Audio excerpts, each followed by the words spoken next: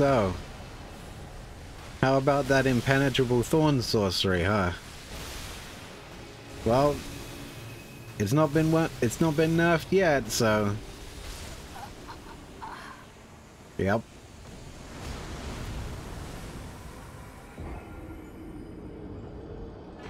Hello everyone, I'm back again with another video. How to start this one off. Arcane is insane. That's right, that's my opinion. Arcane is the best and the strongest stat in Elden Ring. Especially since the drop of the DLC. Now, as you saw in the intro video, this comes to the Impenetrable Thorns spell, which is the most broken, in my opinion, sorcery spell in the whole of Elden Ring. I know there are a few other sorcery spells, but this one is the most pick up and play applicable, in my opinion. But while that is incredibly busted, and it probably will be nerfed at some point, it isn't right now. And what it can do, and what it has done for my build, is stand as a sort of backbone for my arcane build. As many people know, I like to play builds that do not necessarily rely on being incredibly skillful. I'm not the best Elden Ring player, and I never will be. And a lot of the player base probably won't either. So I generally try to make my builds revolve around an enjoyable, casual kind of experience. That's not necessarily always able to be done. This build in particular is particularly squishy, especially compared to my previous builds. But it does have a fairly enjoyable bossing experience. It has a fairly enjoyable mob killing experience. It just doesn't have the amount of defenses required to make too many mistakes. You will get punished if you do things wrong. You can only handle so much if you do things wrong. So it's kind of, I would say, in like a middle ground. And I know what you're thinking. You're wearing Rakshasa's armor. You could make it easier. You're right, I could. And that's probably an avenue for that. But in this particular version that I like to play as, I like to get the ridiculous amounts of damage out. Because in my opinion, if you're playing sorceries, or even the incantations, if you're not getting ridiculous amounts of damage out, it doesn't feel worth it compared to a great hammer, or a colossal weapon, or even just sitting behind a shield poking things to death. Like, the value does not feel like it's there because you're constantly having to worry about your FP, regain your FP, and I feel like if you're having to constantly drink to refill your FP, and stuff isn't dying in a timely manner, it's not worth it. So that's just me, and I'm just going to go straight into the build. So the build is pretty kind of simple here. Stats wise, we're level 235 again. Obviously people that have seen my builds obviously know that I'm usually always 235, because by the time I turned around and went, hey, you know what would be cool? I might just put some of the builds that I like to play up, and that'll be fun, right? Well, I was level 235 by that point. Obviously, I will give you some suggestions if you want to make the build lower level. Level 200 seems to be kind of a decent spot. Level 150 seems to be more aimed towards the PvPers. I don't really necessarily know if that's true or not, but here we go with the stats. So at level 235, I have 60 Vigor, 29 Mind, which is kind of a good spot. I think anything higher is also nice. It's more of a luxury and quality of life. The less you have to chug, the better. Endurance 18, this is a requirement, because at any lower than this, and you'll struggle to wear the equipment that I'm wearing. Obviously, you could go lighter if you really want to. But that's just me. Strength, you don't need to put anything into strength. Mine is 10 because I started off as wretched. Dexterity 14, this is required to use our swords because we use everything in this build. Intelligence 70, now if you're a lower level you can absolutely tank your intelligence down. It's not entirely needed, you will only really feel it against stuff that doesn't necessarily bleed, but you can live without it, right? You don't need to do it. Faith 33, again, if you don't use the Howl of Shibiri, you will take less damage. So this immediately, by removing the faith aspect, you can make the build much more tanky. Obviously, if you take it any lower than 25, you are going to have to use the consumable Golden Vow in place of actually just casting Golden Vow, which is the best option. Arcane is 80. This is our main damage scaling stat. Regardless of what we're using. For our swords, it's Arcane. For our incantations, it's Arcane. For our sorceries, it's Arcane. This is why I say I believe that Arcane is the most powerful stat in the game, because you can do everything short of using colossal weapons with Arcane. Obviously, you'd need to pair other stuff like endurance and strength in order to use the colossal weapon with Arcane. There is a colossal arcane weapon, or a great hammer or something. That's great, but you know, if you're spending stats there, you're not going to have stats to do other stuff, in my opinion. So this is the perfect kind of Swiss Army knife approach. And as I said, if you're level 150, you're going to tank your intelligence because you don't really need to have it. You'll probably tank your faith down to 25 because you don't need to have it. And anything else will come out of mind because, again, you can get away with having less mind. It just becomes less comfortable and more chugging your flasks. So you can easily bring this down to 150, and then again at level 200, you'll just have a bit more intelligence. You'll have your bit more faith. And it's not hard to reduce down. Like, obviously, I'm level 235. It is what it is. So I'm going to get into the equipment here. And as you can see, we have a lot of different weapons. We have 2 occult curved swords. Now, the Scavenger's curved sword automatically has its own passive blood loss build-up. By putting it to the occult, we give it a really nice arcane B scaling for attribute scaling, as well as the fact that its blood loss build-up goes up a little bit. It's just a perfect melee choice. These swords, for the cost of 4 dexterity, you can put this in any arcane build and it will just deal massive amounts of damage, because the jump attack and the dash attack, they hit 4 times consecutively in quick succession, which is fantastic, right? And as you can see here, we've got seppuku, so that we can increase our blood loss build up even more, so that we can really tear stuff up in close combat. Now, that's the swords, that's our melee aspect done. Now we have the sorceries. Going on to the sorceries, we have the Maternal Staff. That is the perfect staff. It is from the DLC, and it has an arcane scaling, a ridiculously high arcane scaling, and a really nice high int scaling, which is why I put stats into int in my build, but you don't need that. You can get away with just the arcane scaling and enough intelligence to use this staff. Anything more is just extra.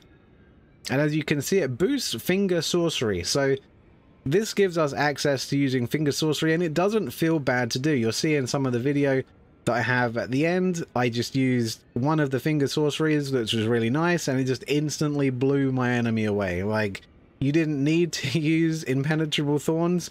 The finger sorcery on its own does ridiculous damage.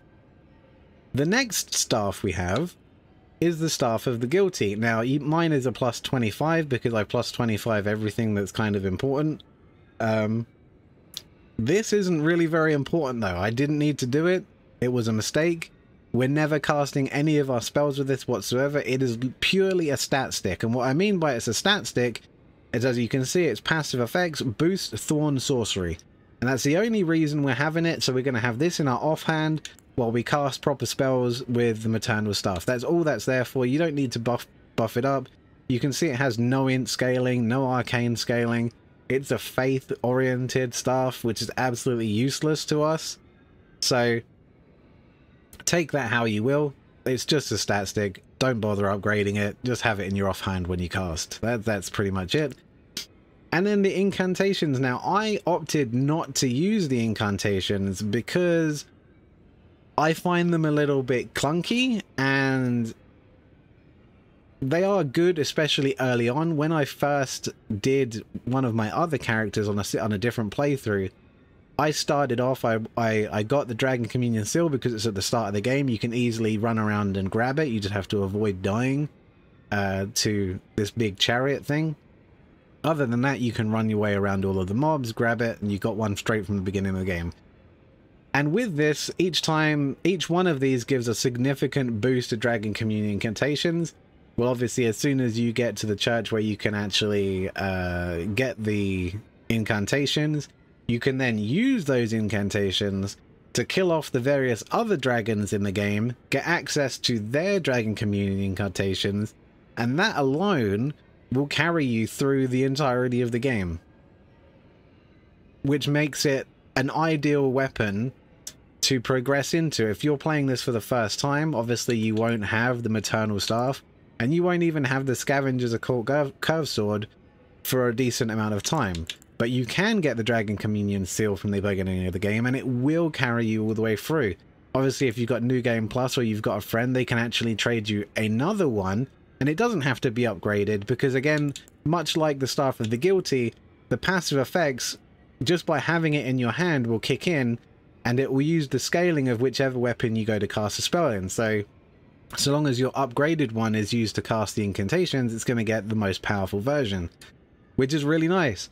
So straight off at the beginning, this build has ridiculously good bleed melee, rapid hits in quick succession, fantastic, ridiculously good finger sorcery, and thorn sorcery, fantastic, and we have ridiculously good Dragon Communion incantations, which is nuts. We have so much stuff, it's actually crazy. Now, we move on to the equipment, like the gear, the armor. This is a matter of choice. Not having 2% extra damage for the Rakshasa isn't going to cost you, right? You can afford to put something else here, be more defensive. You may need to juggle your endurance around to be able to manage this, but you can definitely make this build tanky. You can definitely get rid of Rakshasa and the Rakshasa boots without very much in the way of feeling it. Obviously, to maximize the damage out, you're going to want to use Alberix. Alberix increases the Thorn Sorcery to its max. Each piece of Alberix does it by 6%. So with these 3 pieces, you're looking at 18% damage to our Thorns. This is the ideal setup for fighting something that doesn't bleed, right? So if it doesn't bleed, we're not going to be able to proc its bleed. We're not going to get the bonuses from it. So this is the best. 18% increased damage to Thorns with an additional 2% Rakshasa. That's a 20% damage increase alone from our equipment here, and that's not even utilizing bleed. Now obviously you can make yourself bleed with Seppuku, in which case you'll have the white mask on, and then you're looking at 24% additional damage, but again, it's negligible, right? You can opt to just get rid of that. You'll miss 4% damage output. You can live with that. That's not a big deal. This alone is the best for Thorns, right? If you want to do the weapons, however, you're probably going to want Rakshasa, and you're probably going to want the white mask, because you're going to be proccing bleeds, which is going to in turn give you your damage back. And it's basically a matter of shuffling Rakshasa, white mask, and Alberix. Now, I do have to point out, I don't know if this is an error or if this is deliberate, but it caught me out, and you'll see me wearing the Alberix robe altered version in the video. I'm actually nerfing myself, because the altered version does not say that it improves Thorn Sorcery. It doesn't say it. You can look there, it doesn't say it. On the regular version, it does. Strengthens Thorn Sorcery. So unless there's it actually does, but it doesn't say it does, I was accidentally nerfing myself, so you can expect to deal even more damage if you wear the proper one. Again, if you're meleeing, or you're using the incantations more than you're using the Thorn Sorcery, Rakshasa armor is just the best. So it's just a matter of finding what you want. I like to juggle these 2 pieces. Obviously, again, it does so much damage that it's actually ridiculous. You can easily up your endurance, reduce your intelligence, and go in being really tanky and chonky, which, you know, I probably could have afforded to play around with that. No big deal necessarily. On to the talismans. Now, assuming we're playing with bleed, again, we can always make ourselves bleed, so this and the white mask is always relevant if we want it to be. So, this is the best source of our damage increase. It's only for a limited period of time, but if the Thorns hit something that can bleed, it will bleed, which means that we'll get the white mask and the Lord of Blood's exhortation buffs. If it doesn't bleed, we can seppuku ourselves to get those buffs, so we can always get that. That's really good. Raises potency of sorceries. Obviously, if you're really centric around the Thorns sorcery, you will want to use both this one and the mass version, the school and the mass. If not, you can easily switch the school out for something different, maybe something defensive, or there's a scorpion talisman that people like to use, the magic scorpion talisman. I did not particularly want to run into using this because I feel like our defenses are already low enough as it is, that it's kind of like, if it gets much more lower, we might as well just be naked defensively wise. Again, the last slot is another slot. The Dragon Great Shield Talisman, you may as well go with a defensive one because you have so much damage in these first three that the last one kind of just, it needs to be something that's going to help you stay alive. Because even though you're going to one-shot pretty much everything in the game, you don't want to get one-shot in return. Otherwise, it's a matter of RNG of if you get clipped or not. And that's basically the build. Now, you can see below I have 2 consumables. I don't like to use consumables, but the uplifting aromatic is pretty much, you know, that's a given. It's quite easy to do. It'll boost you. It'll also protect you on the first hit, which is quite important. And the last one is the Sacred Bloody Flesh, which it is another version of Lord of Blood's exhortation on top of that. So when you have the white mask, you have the Lord of Blood's exhortation, the white mask, and the Sacred Bloody Flesh, all doing a similar thing at different percentages. And that is how you maximize the damage completely. Now, you should be aware, unless you use seppuku on yourself, the buffs will not be active for the initial cast of Thorns. But if you cast more than once, obviously, it will be there for the second cast of Thorns. It's just something to be aware of. Now, I would not recommend using Sacred Bloody Flesh at all, unless you have a means to dupe, which you can duplicate using the PlayStation saves. From what I understand, that's a way of doing it. There are mods which can provide stuff like that. Again, if you don't have access to that kind of thing, wouldn't recommend outside of PvP. Because in PvP, I believe it comes back to you after you use it. I did originally go about farming these manually, and I really struggled because I was like, dude, there's like 5 per playthrough. How am I going to get enough to actually use? Like, why would I include this on a build? I can only get 5 per playthrough. You know? We go through and do new game up to +7, getting all of them, and I only have 35. When am I ever going to use that? Like, you know, it's 35 things that are never coming back. So obviously I got someone to drop me a bajillion of them so that I could play around with it, and I have to say it's ridiculously good, but definitely not worth using at all. And that pretty much is the build. That is basically it. There's a lot of this build been going around. I've been tempted not to really do it. Oh, we're wearing the wrong armor here. I've been tempted not to put it out there because it's been done so much. I think everybody knows by now that Impenetrable Thorns is ridiculously strong. Yeah, that's pretty much like, I decided I was going to put it out anyway. And that reminds me, I do need to go over the spells that I use, because I use Impenetrable Thorns. Obviously, that's the strongest spell, I believe, in Elden Ring at the moment. There's the Fleeting Microcosm, which is a finger spell that does massive AoE, like a lot. If you can group stuff up, drop that down, it shoots out a pulse once, and then it'll shoot out a pulse again, which does insane damage. You actually see that one-shot some stuff in the video, and that's even while we're actually kind of set up for Thorn Sorcery. That's how good that is. Renala's Full Moon, you don't want to use this necessarily unless you are fighting something that you know is resistant to magic. If you fight something that's resistant to magic, the Renala's thing hits it and it will drop its magic resistance down. But there's very few reasons to really use that. Terra Magica. Terra Magica is another buff, which I suppose I should go through our buffing sequence in just a moment. Again, a massive buff. Golden Vow, a massive buff. Howl of Shibiri, a massive buff. So I'm just going to go quickly over our buffing sequence, so one moment. Right, and you'll see me do this plenty of times in the videos, I'm quite sure. So, obviously, we can't use Golden Vow like normal, so we have to get our Dragon Communion Seal out. Golden Vow. Boom, that's a damage increase, defense increase. Howl of Shibiri.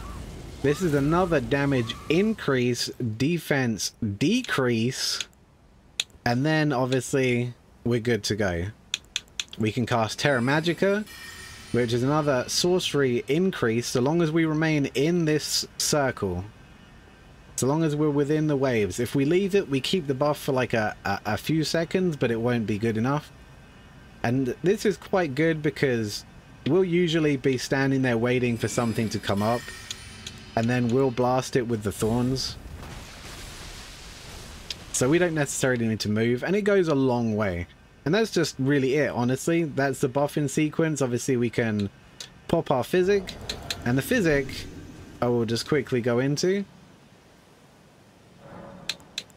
Our Wondrous Physick, the one I use, again, this is a very damage-oriented, which is a big difference from my other builds. And this is temporarily boost magic attacks, which is obviously really good, and temporarily increases attacks power but drains HP at the same time. Now I would recommend not using this part unless the boss is kind of slow, or you know you're going to kill it really quickly, because it's kind of annoying to be ticked down and killed by your own flask. You know, if I'm not going to use this, I'm using the Opaline hard tier, which again increases all damage negation. You can't really go wrong with that. Right?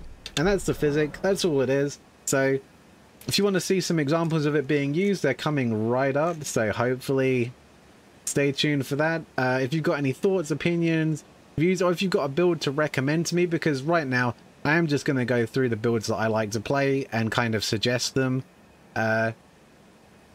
I don't often suggest stuff that is this kind of flimsy or killable, but the upside to this build being so diverse in what it can do, a literal Swiss Army knife of Elden Ring, I just had to recommend it, and it was fun to play. There's definitely something to be said for instantly popping a boss. There just is. It's just relief. So yeah, thank you for watching. Hope you enjoy the build if you play it. If not, again, take care.